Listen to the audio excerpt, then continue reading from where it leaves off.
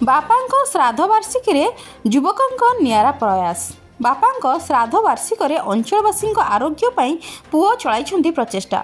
दैनंदिन व्यस्तबहुल जीवन यात्रा भितर किभली निजे सुस्थ रहा सहित आध्यात्मिक चेतना निजक सामिल कर एक सुस्थ समाज गठन करने चलाई प्रचेषा को नहीं गंडकीपुर ग्रामर आशीष सामल पाल्टी अन्य उदाहरण।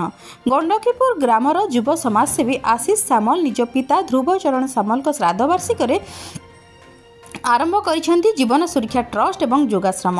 निज ग्राम सहित स्थानीय अंचलवासी प्रत्येक दिन दंडासाही ठारे जीवन सुरक्षा ट्रस्ट तरफ उद्घाटित हो जाइथिबा भागवत पाठ एवं योगाश्रम रे जोग देई भागवत गान करने सहित योग करी निजे सुस्थ रहिबा सहित एक सुस्थ समाज गठन रे समस्त अंचलवासी प्रचेष्टा करने को अनुरोध करछंती युवा समाजसेवी आशीष सामल। योगाश्रम उद्घाटन उत्सव में स्थानीय अंचल बुद्धिजीवी मुरबी और जनाशुना श्रमिक नेता प्रकाश त्रिपाठी जोग देवा सहित आशीष को कार्य को प्रशंसा करथिले। पारादीप संतोष मल्लଙ୍କ रिपोर्ट, जन अधिकार लाइव।